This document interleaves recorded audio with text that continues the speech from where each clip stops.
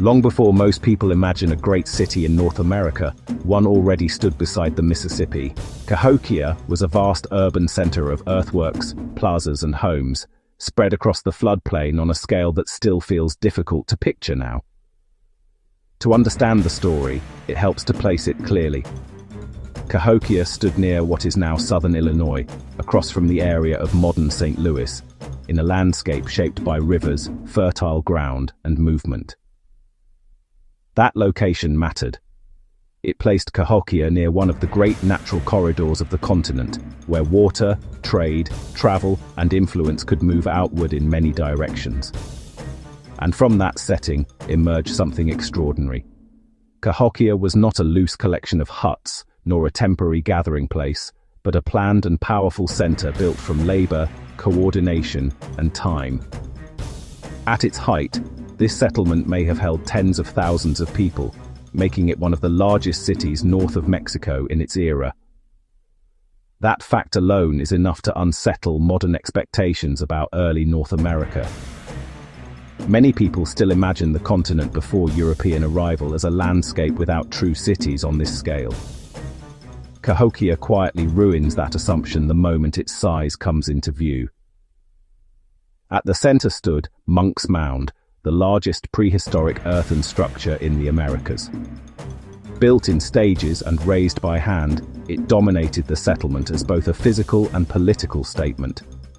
Around it stood dozens of other mounds, each helping define a landscape of ceremony, authority, and public life. Cahokia was a city shaped as much by meaning as by function. Even from a distance, the city must have announced itself. Earthen monuments rose above the plain, visible signs that labor had been organized and power had taken form in the landscape. That kind of scale does not happen by accident. It requires leadership, shared belief, resources, and a social order capable of directing thousands of human hands.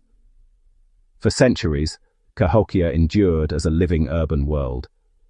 Homes were maintained, plazas remained active, and the city supported dense populations through farming, exchange, and collective systems of order. Fields beyond the core helped sustain it, while the rivers connected it to wider networks of movement and trade. Cahokia was not isolated, but deeply woven into a much broader world. Materials and ideas moved through this network, and Cahokia appears to have stood above it as a major ceremonial and political center. Its influence was not only local, but regional. That helps explain why Cahokia feels so striking to modern viewers. It was not merely large, but organized, connected, and deliberate in ways that make it feel strangely modern in its civic logic. Yet the city's surviving remains can also deceive. Today, the great mounds sit quiet and grassy, and without context they can seem almost too simple to carry the weight of what once happened here. Time flattened walls, erased roofs, and silenced the movement that once filled the plazas. What remains is the shape of power after the details of life have been stripped away. That is where the mystery begins. Cahokia did not vanish in a single dramatic night, and there is no final battle that explains everything in one satisfying stroke. Its decline appears slower, more complicated, and in some ways more haunting than sudden destruction. The city seems to have lost its coherence piece by piece. Archaeology suggests that by the 13th and 14th centuries, signs of strain were becoming harder to ignore. Something in the old order was weakening. The reasons are still debated, but environmental stress is one of the major possibilities. Cahokia stood in a floodplain world, and that meant prosperity could become vulnerability when conditions changed. Too much water could disrupt settlement and agriculture. Too little could be just as dangerous, especially in a city that depended on reliable production and social stability. Research has pointed to evidence of both flooding and drought across the broader story of Cahokia's later years. That does not solve the mystery, but it deepens the pressure surrounding it. Environmental stress alone, however, rarely explains a city's collapse by itself. Great centers often fail when natural pressure meets political, social, and symbolic strain at the same time. In Cahokia's case, scholars have also considered overpopulation, internal tensions, shifting authority, and the possibility that the city's old systems no longer commanded the same confidence they once did.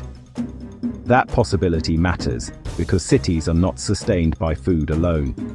They also depend on legitimacy, ritual, cooperation, and belief in the structures that hold people together.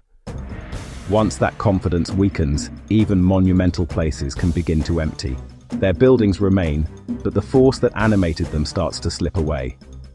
This is one reason Cahokia feels so unsettling. The city's end does not look like a clean catastrophe, but like the slow unraveling of urban certainty itself. There may also have been conflict at times, whether internal or external, but violence does not appear to offer a simple answer to the whole story. Cahokia resists that kind of neat ending.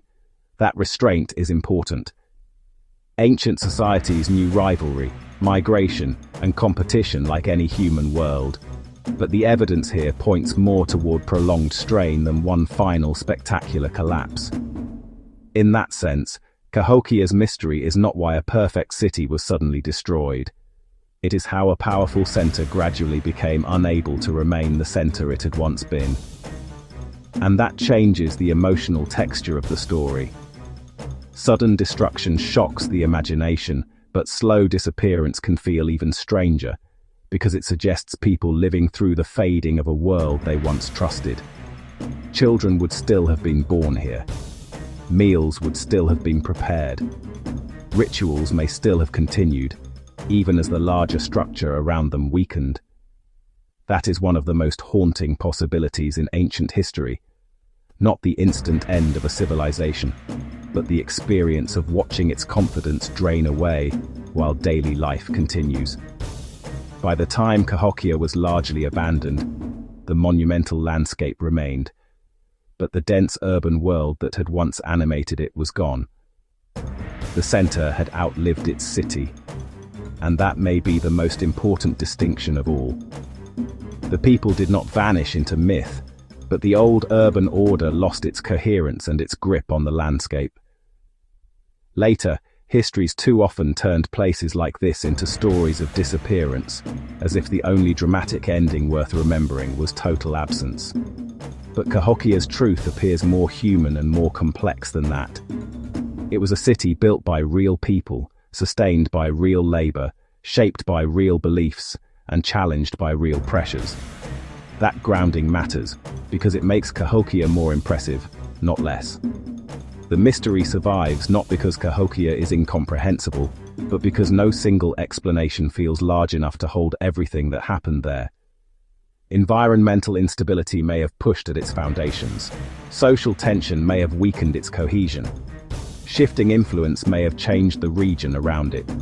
Together, those forces could have made the old city harder and harder to sustain. But even if we gather all those possibilities together, a residue of unease remains. How could a place this large become so faint in public memory? Part of the answer lies in the habits of memory itself. Some ruins force attention with stone walls and broken columns.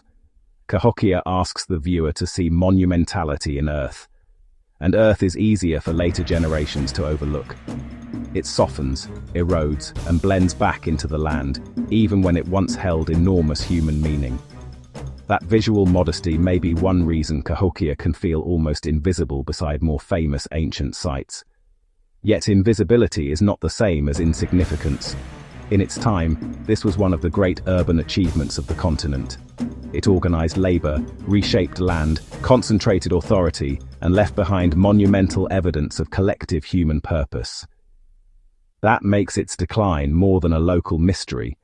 It becomes a study in how even powerful systems can lose their coherence, not suddenly, but through accumulating pressures that no one generation fully controls. There is also something unmistakably modern in that thought. Cities still depend on environment, belief, order, and confidence. When those foundations weaken, scale alone offers no protection. Perhaps that is why Cahokia still lingers in the mind once you encounter it. It does not merely ask what happened here. It asks how any civilization knows when its center is beginning to fail. The answer, in most cases, is probably that it does not know clearly at all. It adapts, hesitates, continues, and slowly discovers that the world it trusted is no longer holding together in the same way. In the end, Cahokia leaves us with earthworks, clues, arguments, and silence. Its people were real, its city was real, and its fading was real, even if no final explanation can fully close the distance between us and them. And that may be why the site remains so powerful. Beneath the grass and quiet sky lies the memory of a city that once commanded a continent's attention, then slowly slipped out of certainty and into history.